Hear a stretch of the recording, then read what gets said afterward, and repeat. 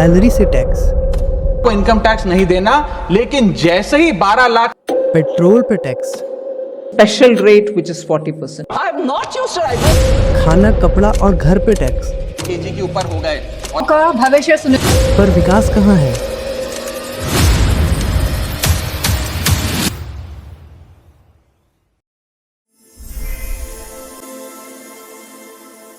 आप देख रहे हैं स्पैरो, जहां आपको मिलेगी सच्चाई, फैक्ट्स और वो सवाल जो कोई नहीं पूछता। और आज हम समझने वाले हैं इंडिया का टैक्स सिस्टम।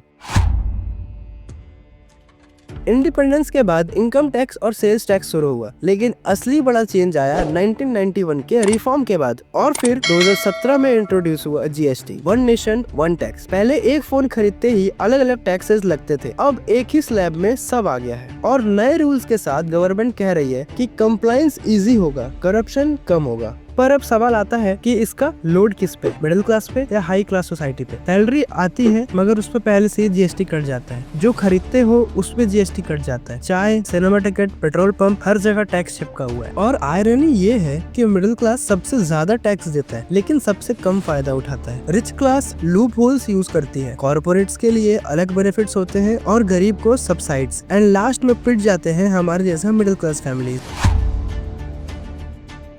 अब हम समझते हैं कि टैक्स क्या है और हम उसे क्यों देते हैं। जरा सोचो, एक आदमी है रमेश, जो सुबह ऑफिस जाने से पहले वो अपनी सैलरी स्लिप चेक करता है। और सैलरी स्लिप देखते ही उसके आंखों में एक सवाल होता है, अरे मेरा इतना पैसा कहाँ गया? ये पैसा गया इनकम टैक्स में, क्योंकि रमेश की सैलरी पे सीधा टीडीएस कट हो गया। ये होता है डायरेक्ट टैक्स। अब वो ऑफिस जाते वक्त एक चाय की टपरी पे रुकता है और वो एक 10 रुपए की चाय ऑर्डर करता है। एंड वो देखता है कि चाय के बिल पे भी लिखा है जीएसटी इंक्लूडेड, यानी चाय भी पीने से पहले उसने गवर्नमेंट को पैसा दे दिया, वो भी बिना रियलाइज किए। ये होता है इनडायरेक्ट टैक्स। अब आगे वीकेंड पे रमेश गाड़ी लेने शोरूम गया। कार के प्राइस पे लिखा था 5 लाख रुपए, लेकिन जब फाइनल बिल आया तो वो 6,50,000 हो गया। एक्स्ट्रा 1.5 लाख। अरे भाई वो भी टैक्स है, जीएसटी और रोड टैक्स मिला के 1.5 लाख एक्स्ट्रा। समझ रहे हो? चाहे हम सैलरी ले रहे हो या एक बिस्किट का पैकेट खरीद रहे हो, टैक्स हमेशा हमारे साथ चिपका हुआ होता है।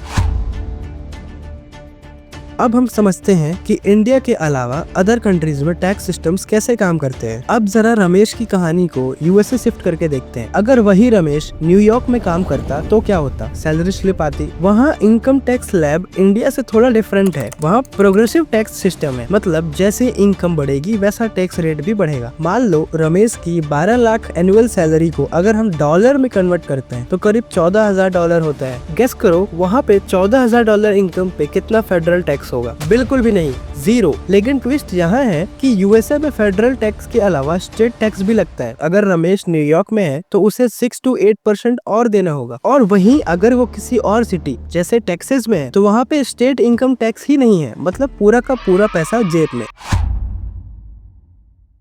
अब बात करते हैं जीएसटी वर्सेस सेल्स टैक्स की। इंडिया में एक ही सिस्टम है जीएसटी, जो चाय से लेके कार तक हर जगह होता है। और वहीं दूसरी ओर यूएसए में हर स्टेट का अपना सेल्स टैक्स है। जैसे न्यूयॉर्क में 8%, कैलिफोर्निया में 9% और डेलवेयर में 0। मतलब रमेश शॉपिंग करने गया तो उसके बिल का हिसाब अलग अलग स्टेट पे डिपेंड करेगा। तो अब सवाल ये है कि क्या इंडिया में टैक्स देना सिंपल है या यूएसए में? इंडिया में एक सेंट्रलाइज सिस्टम है, हर जगह एक ही रूल। और वहीं दूसरी ओर यूएसए में सिस्टम फ्लेक्सिबल है, लेकिन कंफ्यूजिंग भी, क्योंकि हर स्टेट के अलग अलग रूल्स। तो एक लाइन में इंडिया सिंपल बट थोड़ा ज्यादा रेट्स एंड यूएसए में फ्लेक्सिबल बट कंफ्यूजिंग। अब जरा सोचो, अगर रमेश को ये पता चले कि उसकी 12 लाख की सैलरी पे अब टैक्स बिल्कुल नहीं लगने वाला, 0 टैक्स, तो उसके चेहरे की खुशी कैसी होगी? हाँ भाई, अब ये होने वाला है। बजट 2025 ने अनाउंस किया है, सैलरी 12 लाख तक बिल्कुल टैक्स फ्री रहेगी। और जो पहले स्टैंडर्ड डिडक्शन 50,000 होती थी, अब वो 75,000 हो गई है। मतलब अब आपकी सैलरी अगर 12,75,000 तक है तो बिल्कुल टैक्स फ्री रहेगी, आपको कोई टैक्स देने की जरूरत नहीं है।